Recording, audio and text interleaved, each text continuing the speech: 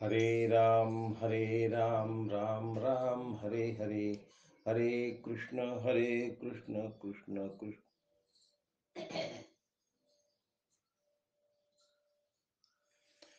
कृष्ण कृष्ण हरे हरे, हरे राम राम राम हरे हरे, हरे कृष्ण कृष्ण कृष्ण हरे हरे, हरे राम राम राम हरे हरे, हरे कृष्ण कृष्ण कृष्ण हरे हरे।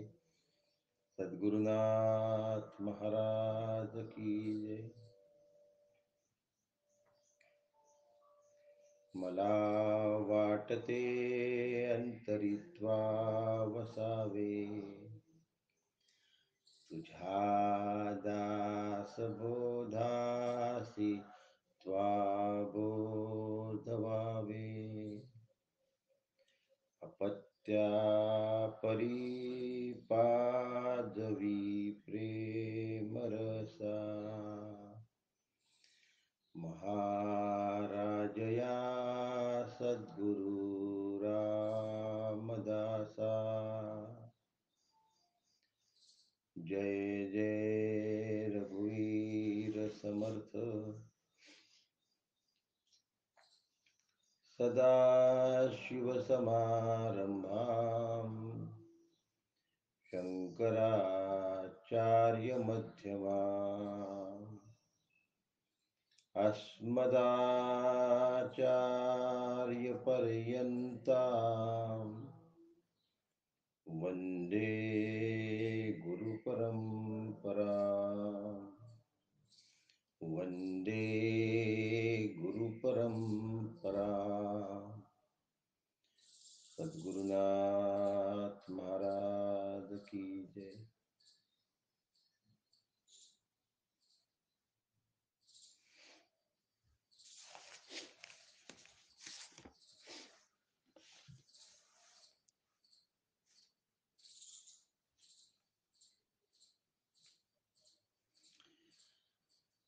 सद्गुरु अत्यंत दयाळू असतात.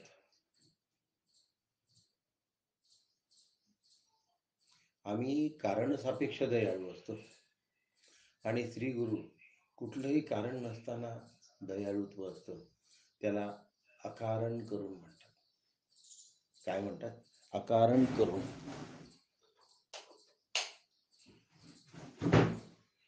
श्री गुरु अकारण करून असतात.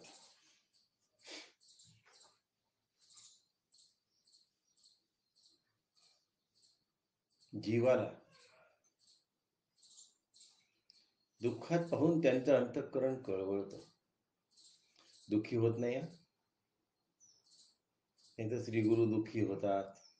आमचं दुःख पाहून त्यांना दुःख होतं.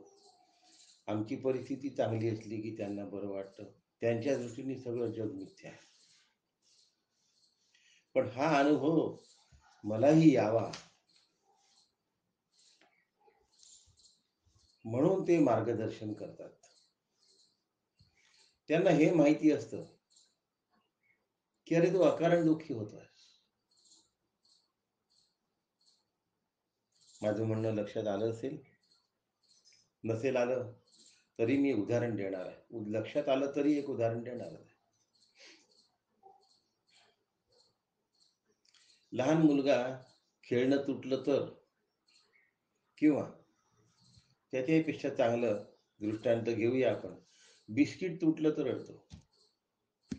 म्हणतो मला तुटकं बिस्किट नाही पाहिजे.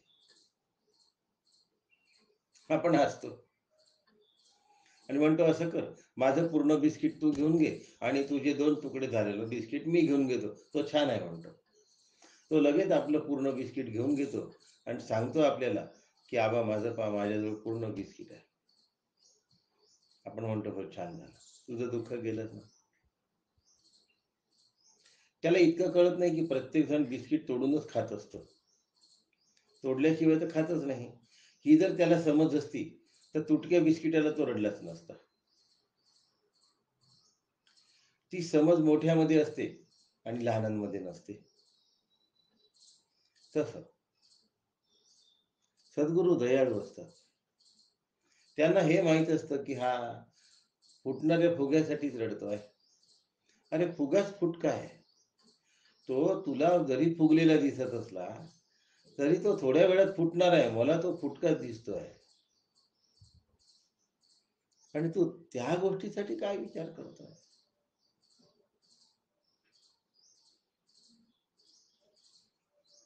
पटत नाही. आणि मग जीवाचं दुःख अकारण आहे हे लक्षात येऊन श्रीगुरु त्याला समजवतात आहे. नाही तर आपण समजू की आम्ही जसे दुःखी आहोत तसे श्रीगुरु सुद्धा दुःखी झाले. आमचं दुःख त्यांना सांगतात लोक पुष्कळदा. माझं दुःख पाहिल्यानंतर काकांना फार दुःख वाटलं. त्यांना कसं दुःख वाटेल? त्याला तुझी तळमळ पाहिल्यावर कळतं की अरे हा तर वेडेपणाचा आजार झालेला आहे, याला दुःखी होत नाही. त्यांच्यासाठी सुख दुःख नावाचा कल्पित भास अस्तित्वातच नाही आहे. आम्ही समजतो तसं. आणि म्हणून हा कल्पित भास आहे याची त्यांना खात्री असते. म्हणून तो आमच्या डोक्यातून कायम काढून टाकण्याचा प्रयत्न असतो त्यांचा. एकदा काढून टाकला की तो पुन्हा येत नाही. एकदा दोरीवरचा साप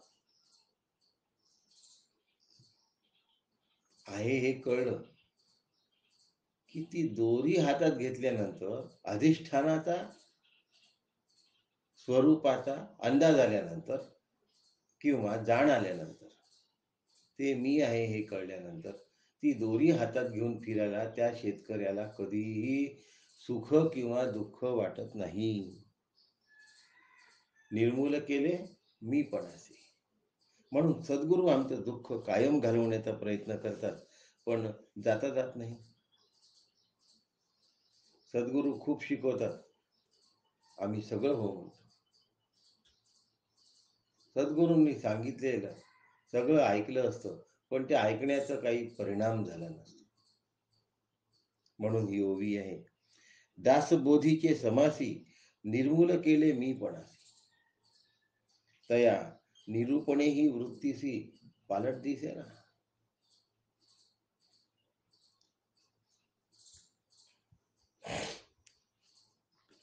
तया निरूपणे ही वृत्तीसी पालट दिसेना. तुला मी दासबोधामध्ये काय शिकवलं आहे? निर्मूल केले मीपणासी अहंकार निर्मूलन नावाचा 13वा समास आहे.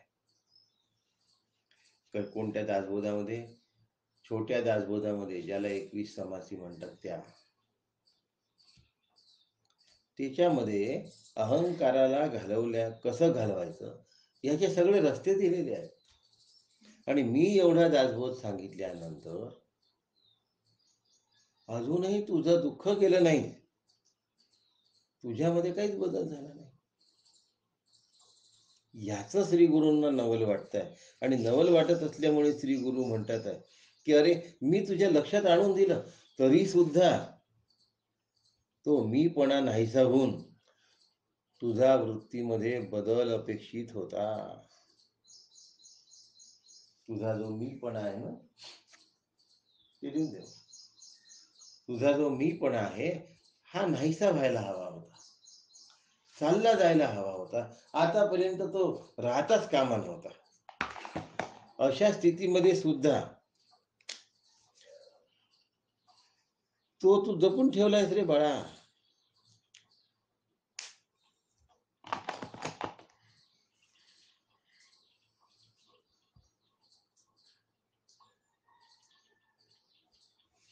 आता इथे मी पॉज घेणार आहे. एवढ्या एका वाक्याने काका समोर निघून गेले, पण मी इथे पॉज घेणार आहे, याचं स्पष्टीकरण करणार आहे.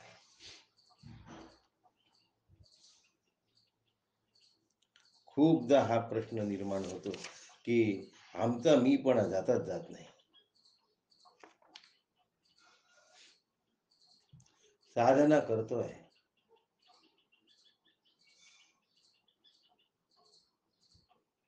त्याचाही अहंकारच आहे. ग्रंथ वाचलाय, त्याचा पण अहंकार आहे. पण माझ्या मीपणाचा परामर्श घेण्यासाठी मी साधना केली हे माझ्या लक्षातच येत नाही. अजिबात लक्षात येत नाही.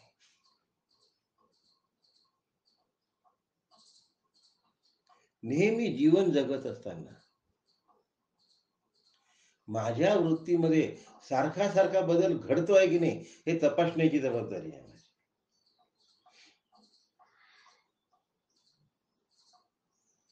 जे सकाळी उठल्यापासून संध्याकाळपर्यंत आमची चक्री सुरू असते,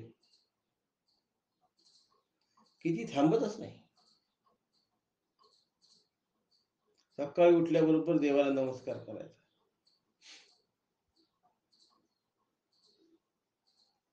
आणि रात्री झोपताना सिरियल पाहून झोपायचं. बरोबर सिरियलच्या आधी स्वयंपाक तयार. एवढी सिरियल झाली की जेवण. ते जेवण झालं की त्याच्यानंतरची सिरियल. इतकं असं स्टिरियोटायपिक जीवन माझं झालेलं आहे. असं जीवन जगण्यामध्ये मी धन्यता मानायला लागलो. माझा नवरा किंवा माझी बायको, माझी मुलं, माझं घरदार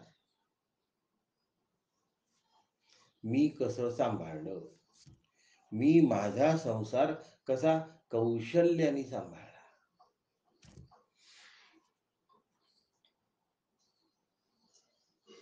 देह सापेक्ष अहम.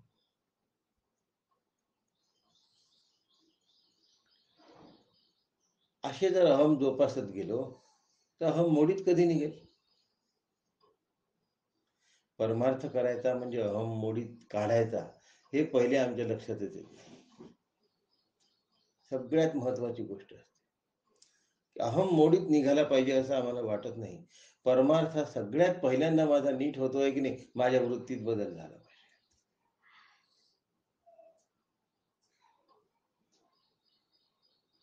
पण आम्ही उठणार लगेच प्रातस्मरामी हृदयात्मतत्व म्हणणार, कराग्रे वसते लक्ष्मी म्हणणार. म्हणूनही असं नाही आहे. पण प्रातस्मरामी हृदयात्मतत्व म्हटल्यानंतर त्या आत्मतत्वाला कधी बघण्याचा तर प्रयत्न केला पाहिजे. म्हणून झालं की झालं. त्वमेव प्रत्यक्षम तत्त्वमसि, त्वमेव केवलं कर्तासि, त्वमेव केवलं धर्तासि. तू केवल म्हणजे तूच फक्त करता आहे असं म्हटल्यानंतर मला एवढे मार्क्स मिळू दे असं म्हणत कशाला बसायचं. तो आहे ना करता. त्वम साक्षात आत्माचे नित्यम पर्यंत आम्ही प्रवासच करत नाही. मी साक्षात स्वरूप होतच नाही. मला तशी जाणच नाही. मी माझ्यात काही बदल घडले पाहिजे म्हणून परमार्थ करत नाही. ते की नाही पहिले आम्ही तुमचं खूप ऐकायचं. आता लिहून पण काढायला लागलो. छान. लिहून काढलेलं जगण्यामध्ये आलाय का? लिहून का काढायचं असतं? नोट्स का घ्यायचे असतात? नोट्स का लिहायचे असतात? जे मी ऐकलं माझ्या स्मरणात ते दीर्घकाळ राहू शकत नाही. कोणाच्याच बुद्धीत राहू शकत नाही, केवढाही बुद्धिमान असो. म्हणून ते लिहून काढायचं असतं. लिहून काढल्यानंतर लिहिलेलं पुन्हा पुन्हा वाचायचं असतं. फक्त त्या दिवशी वाचून नाही. आणि पुन्हा पुन्हा वाचत असताना माझ्यात तसे बदल घडतायत का हे बघायचं असतं. असं सांगितलं होतं पण असं झालं नाही. तसं सांगितलं होतं पण तसं झालं नाही.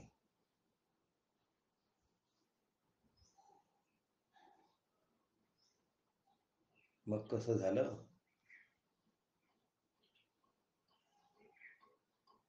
आमच्या मनाने जसं वागायचं तसं आम्ही वागतो. ऐकल्याप्रमाणे आम्ही वागत नाही आणि स्वतःच्या वृत्तीमध्ये अपेक्षित बदल घडत नाही. काही जण याला मॅच्युरिटी म्हणतात. मॅच्युरिटीपेक्षा वेगळी गोष्ट आहे.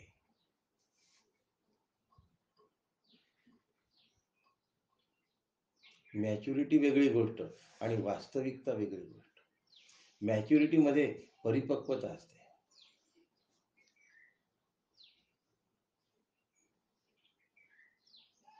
तुला सुख होत आहे ना बिस्किट खाल्ल्याने पूर्ण, मग चल 2 तुकडे मी खातो. मी थोडं सॅक्रिफाईस करतो. ही मॅच्युरिटी आहे. तुझ्या सुखासाठी मी माझ्या सुखाशी तडजोड केली. तुझ्या भल्यासाठी मी माझ्या भल्याशी तडजोड केली. तुझ्या सुखात मी माझं सुख पाहायला लागलो. दिस इज मॅच्युरिटी.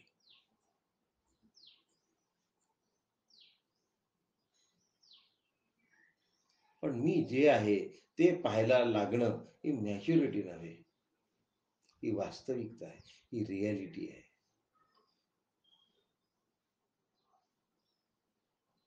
मी जे आहे ते पाहण्याचा प्रयत्न करायला लागलो असेल तर काढलेल्या नोट्सचा उपयोग आहे, लिहिलेल्या नोट्सचा उपयोग आहे.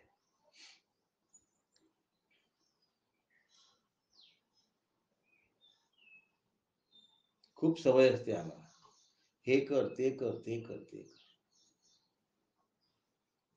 सकाळी आम्ही देवाचं असं असं करतो, दुपारी आम्ही असं असं करतो, चहा झाला की आम्ही असं असं करतो, संध्याकाळी आम्ही असं असं करतो, रात्री आम्ही असं असं करतो. 2 4 5 ठिकाणी आम्हाला गुंतवून ठेवलेलं असतं करण्यामध्ये. त्या गुंतवण्याचे परिणाम काय आहे ते पाहण्याचा प्रयत्न केला का, की वेळ फक्त वाया नाही गेला एवढंच म्हणायचं आहे तुम्हाला. त्या गुंतवण्यातून काय निष्पन्न झालं आहे, काय मी गेन केला आहे, हे कधी पाहतो मी. वृत्तीमध्ये पलट दिसला पाहिजे, वृत्तीमध्ये बदल असला पाहिजे. पुष्कळदा संसार करून करून आपल्या लक्षात येतं की इथे किती डोकं आपटलं तरी कपाळमोक्ष आपला होईल, समोर काही बदल होणार नाही. कोणाच्या बाबतीत सांगायला नको. त्यावेळेला माणूस तेवढं ऍडजस्टमेंट करून घेतो आपल्या संसारामध्ये. पण या ऍडजस्टमेंट करण्याला परमार्थ नाही म्हणत किंवा वृत्तीतला बदलही नाही म्हणत. विसंगती स्वीकारणे या ऍडजस्टमेंटचं नाव आहे. विसंगती स्वीकारणे. घरामध्ये आपल्या मनाला अजिबात मॅच न होणारी जी व्यक्ती आहे ती आपल्याच घरातली आहे. आता करणार काय, काढू तर शकत नाही आणि स्वीकारू पण शकत नाही. मग असू द्या. असू द्या नावाचा एक प्रकार असतो. असू द्या, बघूया काय ते, असू द्या, राहू द्या. मग आम्ही त्या व्यक्तीला आहे तसं स्वीकारतो, बस. त्याच्यामध्ये बदल झाला पाहिजे असं भावना असतो. आणि हा माझ्या वृत्तीतला बदल आहे असं समजू नका. वयोमानाने या गोष्टी होत असतात. मग आता वृत्तीतला बदल म्हणजे काय? मी देह आहे ही वृत्ती आहे, मी आत्मा आहे हा बदल आहे.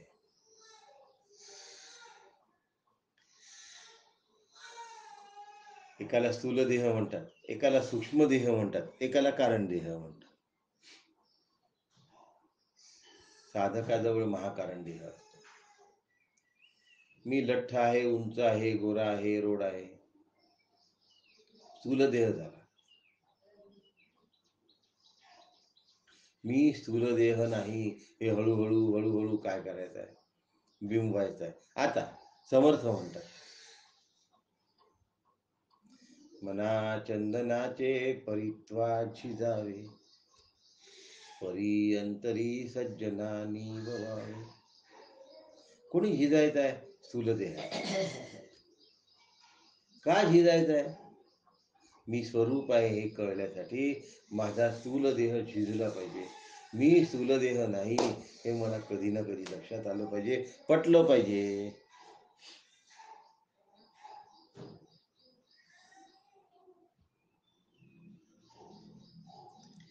स्थूल देह अभिमान हा सुद्धा त्रासदायक असतो.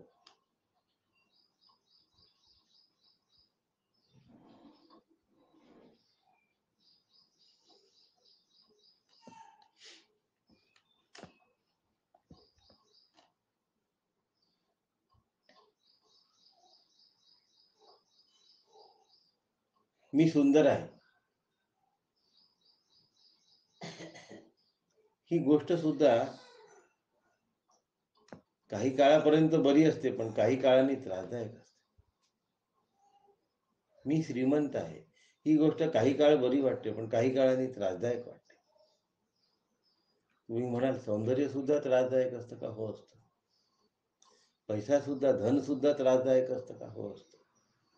मी बुद्धिमान आहे काही काळाकरता छान असतं, सगळीकडे अव्वल दर्जाने पास होतो, ऍडमिशन्स मिळतात, चांगले चांगले स्कॉलर्स म्हणून तुमची कौतुक होतं, ते सुद्धा अंगलट असतं. रूप सुद्धा काही ठिकाणी उपयोगी असतं, काही ठिकाणी खूप त्रासदायक. पैसा काही ठिकाणी उपयोग असतो, काही ठिकाणी खूप त्रासदायक. बुद्धिमत्ता काही ठिकाणी उपयोगी असते, काही ठिकाणी खूप त्रासदायक. आणि म्हणून मी स्थूल देह आहे हा कधी बरा असेल, पण कधी त्रासदायक झाल्याशिवाय राहत नाही. आरोग्य संपन्न असतं तेव्हा तो बरा असतो, आरोग्य संपन्नता हटते तेव्हा तो लठ्ठपणा हा त्रासदायक होतो. जोपर्यंत शरीर व्यवस्थित असतं तोपर्यंत छान असतं ते माणेदार, पिळदार. पण एकदा ते सुटायला लागलं की तो लठ्ठपणाच त्याला त्रासदायक होतो.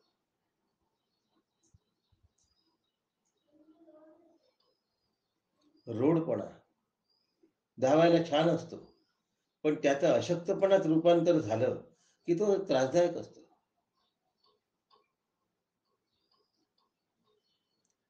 ब्रह्माला देह नसल्यामुळे ब्रह्म अकाय आहे. काय आहे? ब्रह्माला सूक्ष्म देह नसल्यामुळे अजीव व अप्राण. ब्रह्माला कारण देह नसल्यामुळे ब्रह्म ज्ञानरूप आहे आणि कारण देहाने मी अज्ञानरूप आहे. महाकारण देहाने मी चिदाभास आहे, तो मी आहे.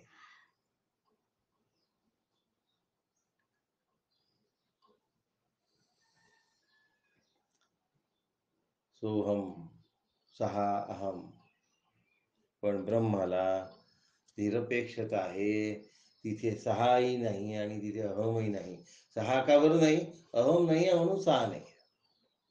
सहा म्हणायला अहम लागतो, अहम असल्याशिवाय सहा होऊ शकत नाही. म्हणून माझ्यात परिवर्तन झालं पाहिजे, माझ्यात बदल झाला पाहिजे, माझ्या वृत्तीत बदल झाले पाहिजे, याला परमार्थ म्हणतात. मी किती बदललो?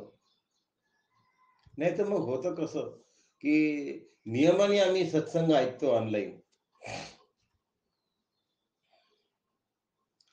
5 महिने झाले आपला ऑनलाईन सत्संग चालू आहे, त्याच्या आधी काकांचा 1 महिना, असे एकूण 6 महिने झाले आपल्याला.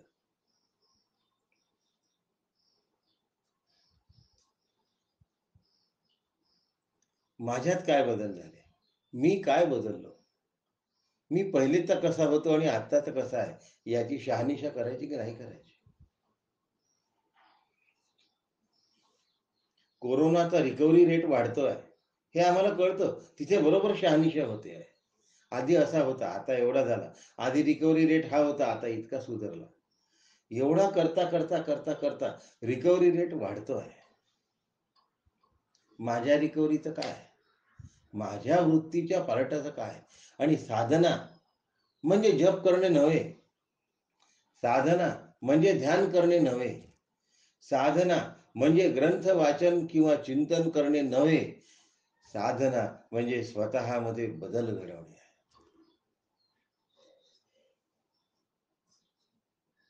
खूप पूजा पाठ अर्चना हे ते सगळं सगळं केलं जातं आणि पुन्हा जसाच्या तसाच राहतो.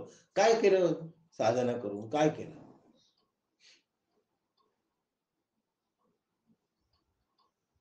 एक उदाहरण देतो फक्त.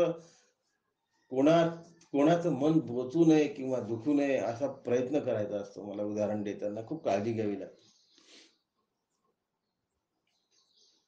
माझा उपवास आहे, डायनिंग टेबलवर बसलो फराळाला.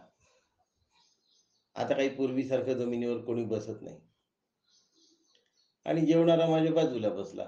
आता त्याचं ताट माझ्या फराळाच्या ताटाला लागलं, आता झाला संताप सुरू झाला. आज माझा उपवास असताना खरकट ताट माझ्या फराळाच्या ताटाला लागलं. झाली चिडचिड चिडचिड चिडचिड. कशाला उपवास केलास? तुझ्या जर मनाचं संतुलन बिघडत असेल तर तू उपवास करून काय फायदा झाला? एक दिवस महिन्यातला किंवा 2 दिवस महिन्यातले याहून अधिक उपवास करू नये.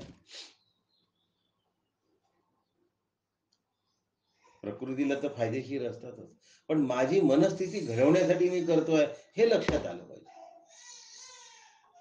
उपवासाच्या दिवशी पण घनघन करायची, हे मला आवडत नाही तरी तू कसं केलं, ते मला चालत नाही तरी तू कसं केलं. तू जर 15 दिवसात एकदा एवढं ऍक्सेप्ट करू शकत नसतील तर रोजचं काय? माझ्या वृत्तीमध्ये पालट झाला पाहिजे याला अभ्यास म्हणतात. माझ्या वृत्तीमध्ये बदल झाला पाहिजे याला अभ्यास म्हणतात. सुनेशी ऍडजस्ट करता येणं हा अभ्यास नव्हे, हा परमार्थ नव्हे. जग हे सुखाचे दिल्या घेतल्याचे, हा प्रपंच आहे.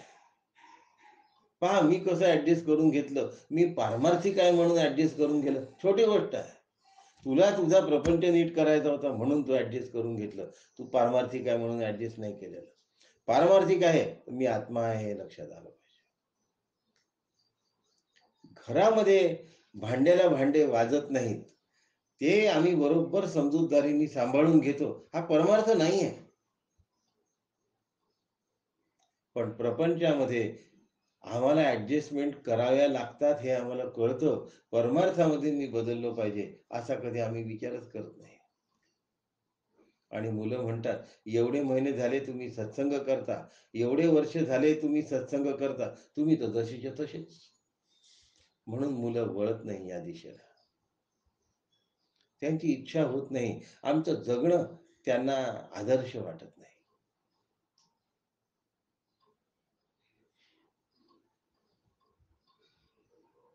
आमच्या जगण्याची छाप पहिले आम्हाला आमच्यावर सोडता आली पाहिजे.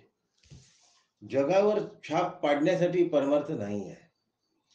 स्वतःवर त्या विचारांची छाप पाडून घेण्यासाठी परमार्थ आहे.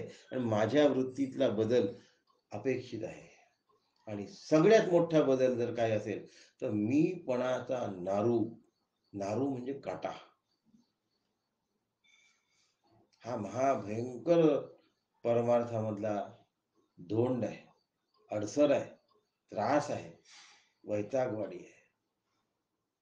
अहंकार हा ज्याचा त्याला खूप त्रास देत असतो, पण त्याला तो कळत नसतो, कारण त्यांनी त्याला चुचकारलं असतं. पण सोबत राहणाऱ्या माणसाला अहंकार त्रास देतो. सहसा घरामध्ये पुरुषी अहंकाराचा महिलांना खूप त्रास असतो. त्या अहंकाराच्या दबावाखाली त्यांना आयुष्य काढावं लागतं. खूप डागण्या असतात, त्या बिचाऱ्या सहन करतात, कारण की ममत्वाने गुंतले असतात त्यांच्याशी. मग त्या अहंकारावर पांघरून घालून बाकीचे त्यांचे गुण कसे चांगले आहे असं सांगण्याचा प्रयत्न करतात. पण अहंकार ही कीडच आहे. कोणी त्याच्याबद्दल पांघरून घालो, कोणी त्याचं कौतुक करो, कोणी त्याच्याबद्दल काहीही बोलो, तो वाईट गुण आहे, तो वाईटच दोष आहे. गुण आहे नाही, वाईट दोष आहे. माझा अहंकार हा माझा वाईट दोष आहे हे जोपर्यंत मला पटत नाही,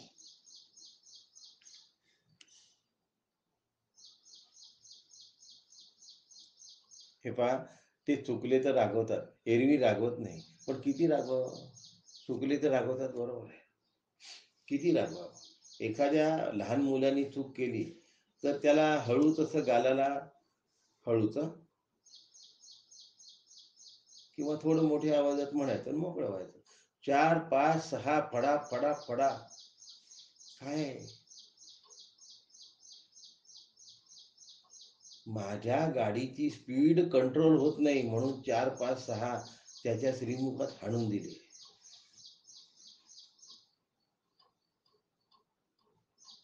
दोष माझा आहे. आत मी जळलो आहे, ज्वालामुखी माझ्या आत झालाय, हा गेला पाहिजे की नाही? आणि हा जाण्यासाठी परमार्थ आहे. निर्भयत्व येण्यासाठी परमार्थ आहे. क्रोध निघून जाण्यासाठी परमार्थ आहे. समाधान कायम स्वरूपी राहण्यासाठी परमार्थ आहे. शांती अखंड वास्तवाला येण्यासाठी परमार्थ आहे. परमार्थ म्हणजे जपाची संख्या नाही. परमार्थ म्हणजे ध्यानाचे तास नाही. परमार्थ म्हणजे तुम्ही किती पुस्तकांचा अभ्यास केला, मोठमोठे ग्रंथ नाही हो. परमार्थ म्हणजे समाधी सुद्धा नाही. महाकारण देहापर्यंत बोलतोय.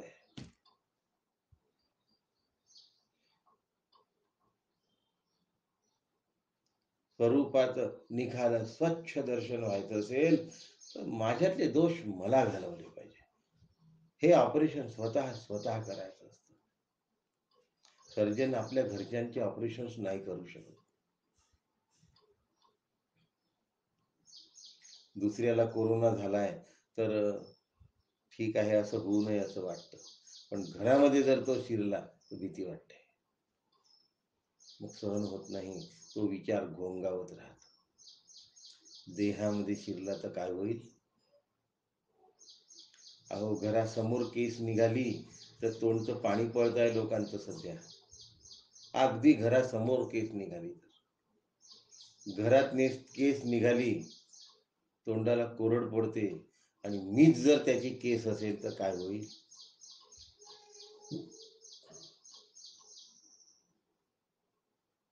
म्हणून देहवृत्ती पालटली पाहिजे. माझ्यात बदल घडला पाहिजे. जीवन आनंदाचं झालं पाहिजे. हे बदल जेवढ्या लवकर होतील तेवढे, पण अगदी चटकन होणारे बदल खोटे असतात. मला काही लोक असंही सांगतात की आमच्यात फार लवकर बदल झाले. लवकर झालेले बदल टिकाऊ नाही राहत. 4 दिवस राग सांभाळतो, 5व्या दिवशी असा उफाळतो की ज्वालामुखी. वृत्तीमधला बदलही हळूहळू व्हायला पाहिजे, सावकाश व्हायला पाहिजे. याचा अर्थ तुम्ही हळूहळू करा असं नाही होत. ताबडतोब झाला पाहिजे असा विचार करा, तेव्हा तो हळूहळू होतो. पण ताबडतोब झाला असेल तर पुनर्विचार करा, हा झालेला नाही, हा भास आहे. आत्मज्ञानाने चारही देहांचा जर निराश झाला तर देह निरपेक्ष मी हे माझं स्वरूप आहे हे कळतं. मी सापेक्ष जोपर्यंत आहे, म्हणजे स्थूल सूक्ष्म कारण महाकारण, तोपर्यंत मी आत्मस्वरूपाशी ऐक्य पावलेलं नाही. तोपर्यंत मला मीच्या साधनामध्ये रेंगाळत राहावं लागतं, घोटाळत राहावं लागतं, जप करावं लागतो, ध्यान करावं लागतं, ग्रंथाभ्यास करावा लागतो, मी ब्रह्म आहे असं चिंतन करावं लागतं.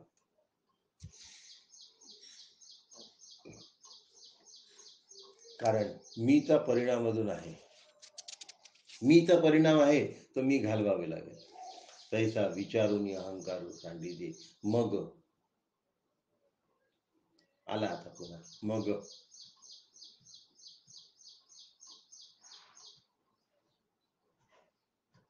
असतीच वस्तू होईल, जे आहे ते होऊन राहा, तेव्हा तुझं कल्याण आहे. पण ते कल्याण तुझं तुला करायचं आहे, लक्षात ठेव.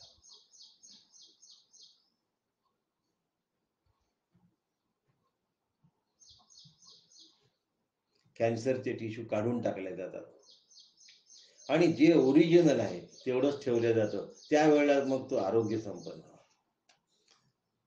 मी मूळचा जो आहे तो राहिला, आणि वाढलेला जो आहे आजाराचा, मी यो डॉक्टर, मी त्यो बुद्धिमान, मी या जातीचा, मी आरोग्य संपन्न, वगैरे वगैरे वगैरे, सगळ्या गोष्टींचे ऑपरेशन माझे मला करायचे आहे आणि विचारांनी करायचं आहे. विचार हे महत्वाचं साधन आहे. असं जर मला करायचं असेल तर तो विचार शास्त्र संमत पाहिजे, शास्त्राला धरून असला पाहिजे. आणि त्यासाठी शास्त्रशुद्ध विचारांचं श्रवण झालं पाहिजे. कोणत्याही पारमार्थिक विचारांचं श्रवण करून होत नाही. सद्गुरू सांगतात आहे, तुला काही शंका आल्या आणि तू विचारल्या नाहीस, तरी तुझ्या कल्याणासाठी मी तुला विचारल्याशिवाय सांगतोय. सद्गुरू कधी प्रपंचात ढवळाढवळ करत नाही. आणि प्रपंचात ढवळाढवळ केल्याशिवाय आम्हाला चैन पडत नाही. आम्हाला सल्ले द्यायची खूप हौस असते. खूप हौस असते. असं वाटते आम्हाला, की आम्ही किती सल्ले द्यावे आणि किती नाही. कोणी विचारत नसते आमच्या सल्ल्याला. सल्लाही मागितला नसतो तरी देतो आम्ही. श्री गुरु मागितल्यानंतरही सल्ला देत नाही. पण आत्मस्वरूपाबाबत न मागता सुद्धा सांगतात. कारण त्यांना माहिती आहे हा कधीच मागणार नाही. याला त्याची जाणच नाही तर हा मागेलच कसा. लहान बाळ आहे, चॉकलेट बिस्किट फुगा खेळणी मागेल, तिजोरीची किल्ली कधीच मागणार नाही. कारण त्याला कळतच नाही की ही किल्लीनी तिजोरी उघडल्यानंतर आपण असंख्य चॉकलेट्स घेऊ शकतो, हे नाही कळत त्याला. त्यामुळे तो तिजोरीची किल्ली मागतच नाही.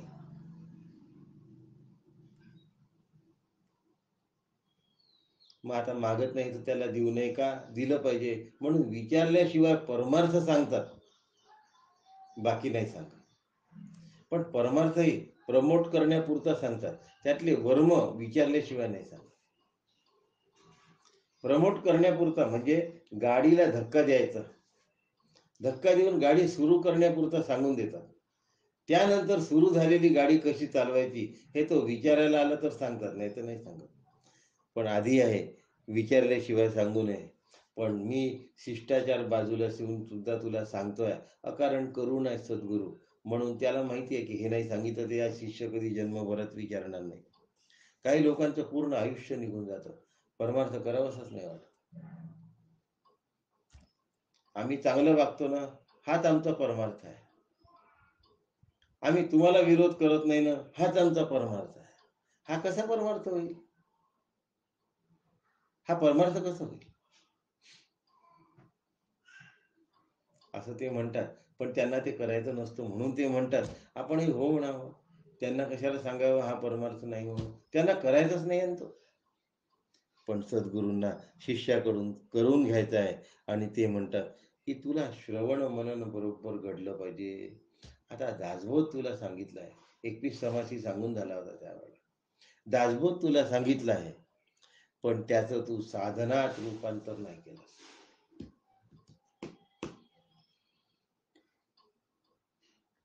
जे मला सद्गुरू सांगतात त्याचं रूपांतर मला साधनेमध्ये केलंच पाहिजे. It is a must.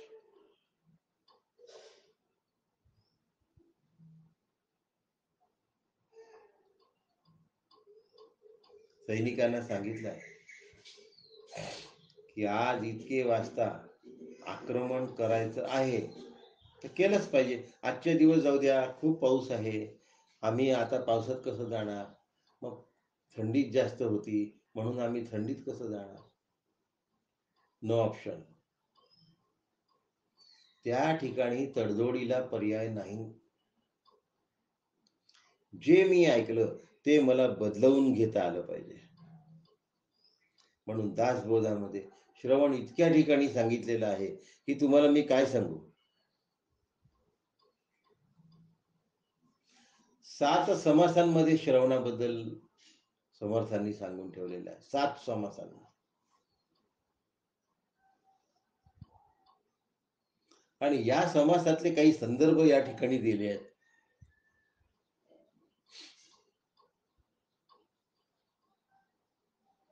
आणि त्यातली 22वी आणि 23वी ओवी त्या श्रवणाच्या संदर्भातली आहे. दासबोधातली चातक पक्षी वरीचा वरी चंचू पसरून थेंबुटा धरी जीवन सकळही अभेरी भूमंडळी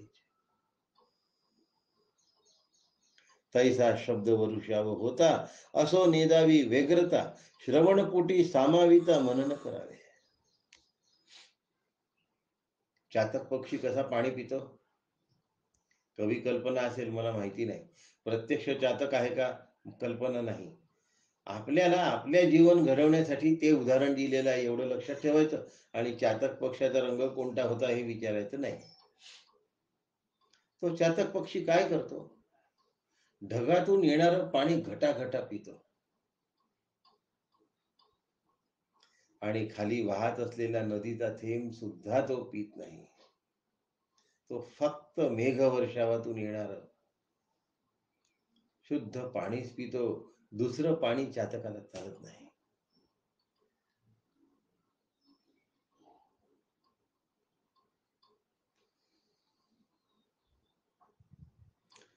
पुन्हा पावसाळा येईपर्यंत त्याला पाणी प्यायला मिळणार नाही याची त्याला जाण असते आणि तो वर्षभर तहानेला असतो. पक्षी वास्तविक आहे का हा आपला विषयच नाही. तो वर्षभर तहानेला असतो आणि ढगाकडे आस लावून बघत असतो, तू कधी वर्षाव करशील आणि तुझा पाण्याचा टेम मी कधी टिपेन.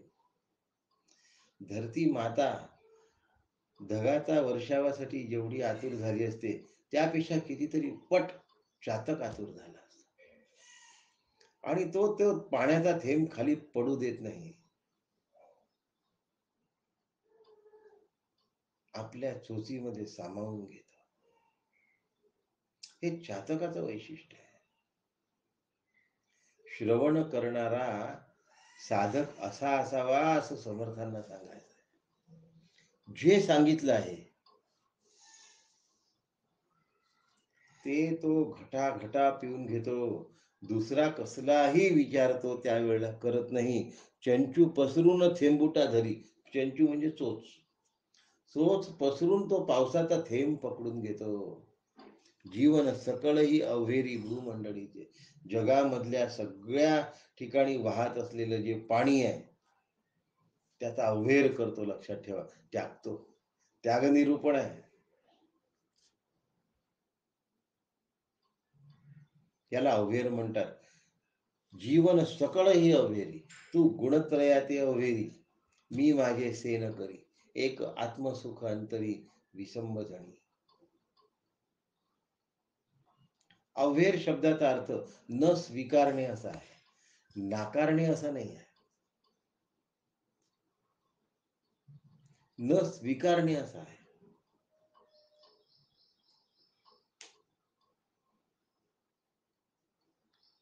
न स्वीकारणे हे दुसऱ्या अर्थाने नाकारणेच आहे. पण नकारण्याची पद्धत अवहेर न करणे ही आहे.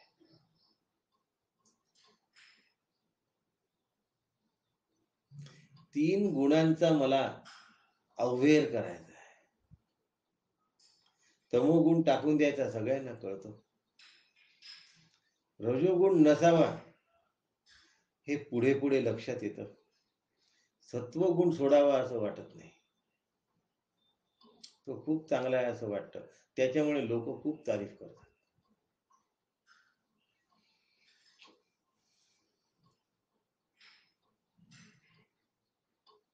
सातत्य जे आहे ते सत्वगुणाने टिकतं. लक्षात ठेवा. सातत्य टिकवण्याची जर कोणती गोष्ट असेल तर ती सत्वगुण आहे.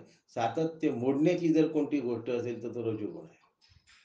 रजोगुण त्यात विक्षेप निर्माण केल्याशिवाय सोडत नाही आणि तो तुम्हाला दिशा वळवून देतो तुमची. आता हे काय वाचत बसला ते वाच. ते काय वाचत बसला. थोडा वेळ सिनेमाला चल. विषयांतर झालं की माइंड अजून फ्रेश होतो. फ्रेश झालेला माइंड मध्ये पुन्हा फ्रेश तू केलेला अभ्यास जाऊन शिरेल. चल सिनेमाला. रजोगुण हा सतत एका ठिकाणून दुसऱ्या ठिकाणी, दुसऱ्या ठिकाणून तिसऱ्या ठिकाणी उड्या मारायला लावतो. सत्वगुण एका ठिकाणी स्थिर असतो आणि तीच गोष्ट करत राहतो. त्याचा तो कंटाळा नाही करत.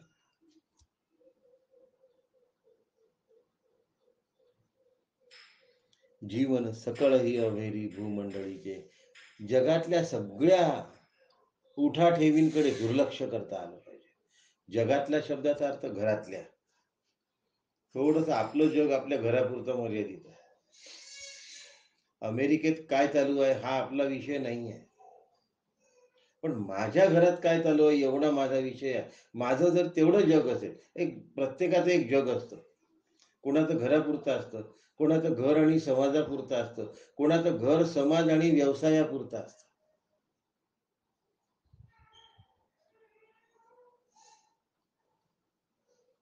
या ज्याचं जेवढं जग आहे त्या जगामध्ये उठाठेवी करणं थांबवणे. आता फक्त आत्मकल्याणाचाच विचार करायचा, दुसरा विचार करायचाच नाही. जीवन सकळ ही अवेरी. मला असं करता आलं पाहिजे, तैसा शब्द वर्षाव होता, असो नेदावी व्यग्रता, श्रवणपोटी समाविता मनन करावे. ज्या वेळेला बाहेरच्या उपद्व्याप माझे बंद होतील, तेव्हा श्रवणाचं रूपांतर मननामध्ये होतं, नाहीतर मनन होत नाही. अनावश्यक व्यावहारिक जीवनाचा त्यागच झाला पाहिजे. अनावश्यक व्यावहारिक जीवनाचा त्याग झाला पाहिजे. पण आम्हाला सवय असते, याला मदत कर, त्याला मदत कर, त्याला मदत कर. एवढ्या मदत केल्याने आम्ही चांगलं करतो. हो, परमार्थ नाही करत आहे. चांगलं करता करावं. ज्याला परमार्थ नसेल करायचा ना, त्यांनी तेही करावं. त्यांनी समाज जीवन आणि समाजाच्या उन्नतीसाठी प्रयत्न करावा. चांगली गोष्ट आहे. पण आत्मस्वरूप त्यांनी प्राप्त नाही होणार. परमानंद त्यांनी प्राप्त नाही होणार. शाश्वत आनंदाचा मी धनी नाही होणार. म्हणून तसं जर करायचं असेल तर जग जगापरी चाले ते ईश्वर सूत्रे बांधिले. ते मिया आपुले म्हणीत हाती घेतले, ऐसे न व्हावे. ते सूत्र मी माझ्या हातात घेण्याची गरज नाही. पण मी माझ्या मुलाला मोठं केलं, हे आतमध्ये काय असतं, खुमखुमी असते.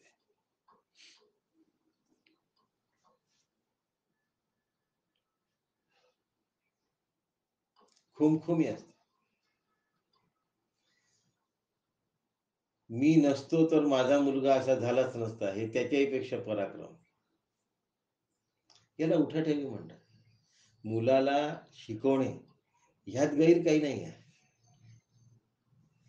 पण मी त्याला मोठं केलं ह्यात गैर आहे. माझा एक मुलगा कलेक्टर झाला माझ्यामुळे, आणि माझा दुसरा मुलगा चपराशी झाला. आता माझ्यामुळे नाही म्हणायचं. 2 मुलं आहेत. एक मुलगा कलेक्टर झाला, एक मुलगा चपराशी झाला. कलेक्टर झाला तो माझ्यामुळे झाला म्हणायचं, आणि चपराशी झाला तो त्यांनी माझं ऐकलं नाही, नाही तर हाही कलेक्टर झाला असता. अरे तुझं किती ऐकलं असतं तरी तो IAS होऊच शकत नव्हता. त्याच्यामध्ये ती बुद्धिमत्ता जन्मजातच नाही आहे. तर तू किती काय करू शकला असतास? तुझ्यामुळे कसं झालं असतं? कोणीच नव्हतं. श्रेय घ्यायला आम्ही तयार असतो. अपयशाचा मानकरी कोणी नाही. मानकरी शब्द बरोबर नाही अपयशाला, पण अपयशाला स्वीकारायला कोणी तयार नाही. श्रेयाचे मानकरी सगळेच असतात. प्रत्येक जण श्रेयासाठी आम्ही केलं, आम्ही केलं, आम्ही केलं करतात. आणि म्हणून श्रवण मनापासून झालं पाहिजे. कानाचे नि गवाक्षर द्वारे बोलाची रश्मी अभ्यंतरे, पाहेना तव चमत्कारे अवधान ठकले. कानांच्या छिद्रामधून शब्द आतमध्ये आले. आता शब्दांचे किरण आतमध्ये शिरले, ते कळता क्षणीच तसंच्या तसं वागायला आम्ही तयार झालो. त्याला कानावचनाची भेटी, सरिसाची पै किरटी, ते वस्तू होऊन उठी कवणू एकूजो. माऊली अनुग्रह मिळताच ब्रह्मरूप झाले. कानावचनाची भेटी. आपण तेवढे तयारीचे नसतो, तर आपल्याला साधन करावं लागतं. म्हणून आत्मा अरे वा श्रोतव्य, मंतव्य, निधिध्यासितव्य. काकांनी या काही मुद्दे मांडून ठेवले आहेत, जे मी घेतले आहेत.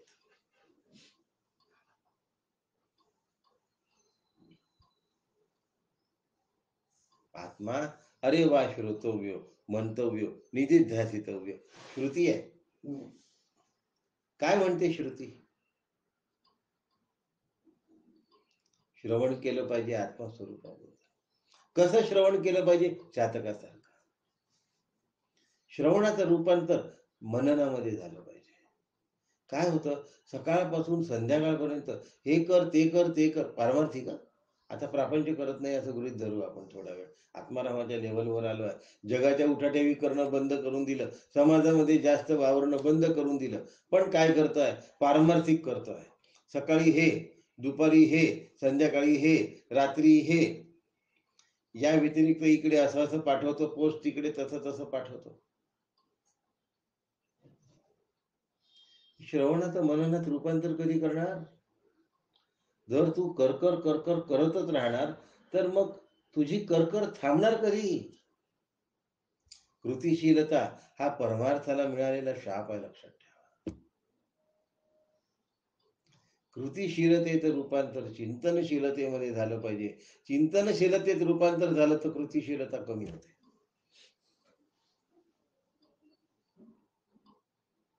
आणि चिंतनशीलतेत जर रूपांतर नाही झालं तर तो करतच राहतो, पण त्याचं करणं त्याला फलदायी नाही ठरत, त्याचा उपयोग नाही होत.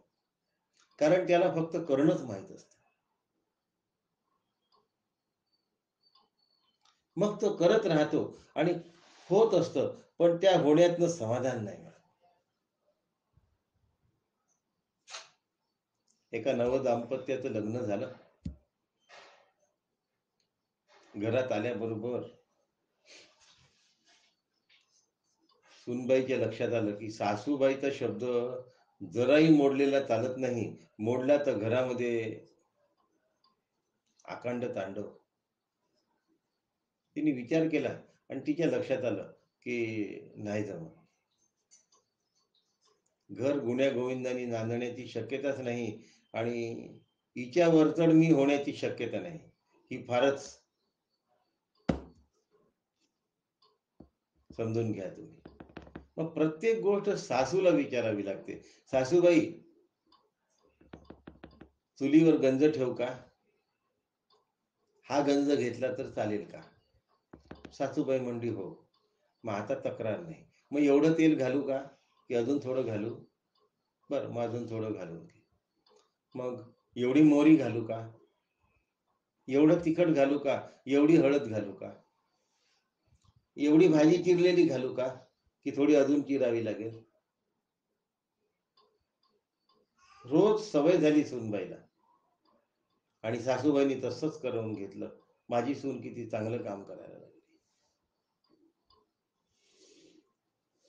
काही दिवसात सासूबाई मेली. वय झालंच होतं. शेवटपर्यंत काही मीपणा सोडला नाही. गेली, जाऊ द्या. सूनबाईला विचार आला की आता सासूबाई मेल्या तर मला स्वयंपाक कसा करता येईल? म्हणून तिने सासूबाईचा फोटो स्वयंपाकघरात लावला आणि मग त्या फोटोकडे पाहायचं आणि म्हणायचं, सासूबाई हा गंज घेऊ का? याच्यात होईल ना? मग स्वतःच हो म्हणायचं. मग सासूबाई एवढं तेल टाकू का? मग तेवढंच तेल टाकायचं. पण प्रत्येक गोष्ट सासूबाईला विचारून करायची तिला सवय झाली. ती आपल्या मनाने काही करेच ना. कृतिशीलता. कृतिशीलतेमध्ये चिंतन हरवतं आणि चिंतन हरवलं तर कार्य जरी झालं तरी त्या कार्याचं समाधान अंगी बाळगत नाही. याचं कारण तो करण्यामध्येच जातो. क्षमा करा, आपल्याकडे नाही आहे ते ऑनलाईन नाव म्हणून वापरतो. तो करमरकर होतो. कोण होतो? कर, मर आणि जन्मून पुन्हा कर. करमरकर ही आडनाव आपल्या ऑनलाईन मध्ये नाही आहे म्हणून सांगतो. याला कृतिशीलता म्हणतात. याला कर्मठता म्हणतात. कर्मठतेमध्ये चिंतनशीलता हरवली असते. म्हणून जुने लोक कर्मठ होते आणि मग त्यांचं सोहळं कर्मठतेमध्ये बदलल्यामुळे सोहळ्याचा आदर संपला. माझ्या वडिलांच्या सोहळ्याबद्दल सांगितलं होतं. अत्यंत आदर वाटला मला सोहळ्याचा आयुष्यभर. कारण त्यांचं वागणंच असं होतं. आता उदाहरण देत नाही, 5 मिनिट बाकी आहेत. श्रवणाचं रूपांतर मननामध्ये झालं पाहिजे. कृतिशीलतेचं रूपांतर चिंतनशीलतेमध्ये झालं पाहिजे. दिवसभर जर हे वाच करत राहिलं, चिंतन कधी करणार? जे वाचलं त्याचं चिंतन कधी करणार? अहो, गाय ढोरं सुद्धा भसा जे खाऊन घेतात ते त्यानंतर एका ठिकाणी बसतात आणि रवंथ करत राहतात. आम्ही मनन कधी करणार? आणि मनन केलं नाही तर नुसतं श्रवण करून करायचं काय? जेवढी जास्त बुद्धिमत्ता आहे ना, तेवढे जास्त ग्रंथ पण उपलब्ध आहेत जगामध्ये, लक्षात घ्या. जेवढा अधिक पैसा आहे तेवढे ग्रंथ उपलब्ध आहेत घेण्याकरता. तुम्ही किती पैसा खर्च करा, ग्रंथ उपलब्धच आहे. हे ग्रंथ माझ्याजवळ नाहीच असं म्हणायची वेळ येते. तुम्ही किती वाचा तरी हे वाचलं नाहीच म्हणायची वेळ येते. मग कधीतरी वाचन थांबलं पाहिजे की नाही, याचा अर्थ बंद केलं पाहिजे असं नाही म्हणत आहे. हे वाच, ते वाच, ते वाच. खंडीभर पसारा वाचून करता काय? एक ग्रंथ जीवनाला दिशा देणारा असला पाहिजे, माझ्या वृत्तीत पालट करणारा असला पाहिजे, माझी वृत्ती बदलवणारा असला पाहिजे. मी बदललो की नाही हे मला सांगून होणार नाही, लक्षात घ्या. मी बदललो की नाही हे मला सांगून होणार नाही, हे पक्क लक्षात ठेवायचं आहे मला. हे श्री गुरूंनी म्हटलं पाहिजे तू बदललायस, हे शास्त्रांनी म्हटलं पाहिजे तू बदललाय. आम्ही ते एका मिनिटात सांगतो आम्ही बदललो, एका मिनिटात सांगतो बदललो म्हणून, आणि दुसऱ्या मिनिटात जसं होतं त्याच्यापेक्षा आणखीन वेगळं होऊन जातो. गिरगिट म्हणजे सरडा. जसे रंग बदलतो तसा मनुष्य रंग बदलतो. खरा मनुष्य कोणता आहे हे शेवटी रंग बदलून बदलून त्यालाच कळत नाही की मी खरा कसा आहे. एवढे रंग बदलतो माणूस. असं जीवन नसावं. एक सुरीत जीवन असावं, सुंदर जीवन असावं. श्रवणाचं रूपांतर मननात झालं तर हे होतं. कृतिशीलतेमध्ये जर परमार्थ गेला तर मननाकडे माणूस वळतच नाही. आत्मा अरे वा श्रोतव्य मंतव्य, म्हणून मननाची गरज आहे. मनन शब्दाचा अर्थ काय करायला पाहिजे आणि ते कसं करायला पाहिजे. काल एक फोन आला होता आणि मी झोपलो होतो त्यावेळेला. त्या फोनला उत्तर दिल्या गेलाय घरून हिच्याकडनं, पण आज प्रत्यक्ष विषयच आहे.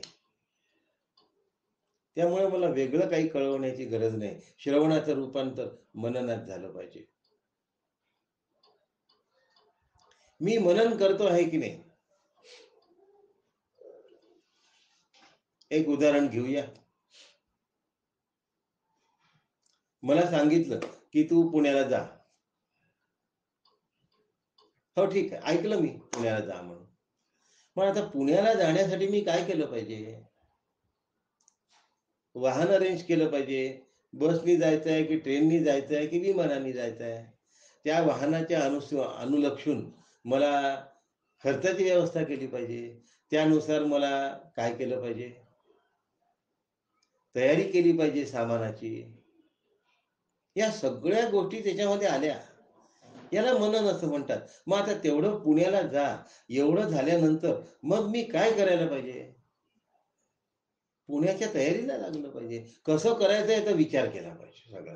कशी तयारी करू, काय तयारी करू, काय अडचणी येऊ शकतात, काय नाही. फेस शील्ड घ्यायला पाहिजे का, मास्क घ्यायला पाहिजे का, सॅनिटायझर घ्यायला पाहिजे का, काळानुसारच्या तयाऱ्या नेहमी बदलत असतात आणि माणसाने काळानुसार विचार केला पाहिजे.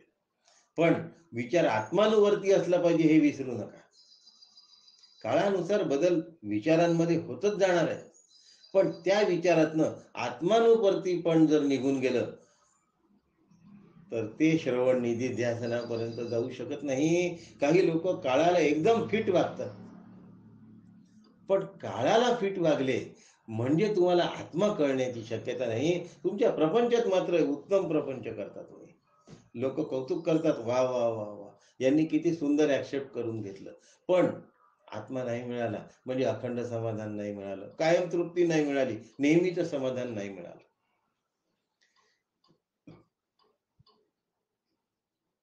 श्रवणाचं रूपांतर मननात झालं पाहिजे. आणि तयारी केल्यानंतर मी पुण्याकरता निघालो पाहिजे, वाटचाल केली पाहिजे. नुसती तयारी करत राहायची का? म्हणून पुण्याला जा, श्रवण झालं. श्रवणाचं रूपांतर मननात झालं. कसं जायचं याचा विचार केला आणि मननाचं रूपांतर प्रॅक्टिकल अप्लिकेशन मध्ये मी प्रवासाला लागलो.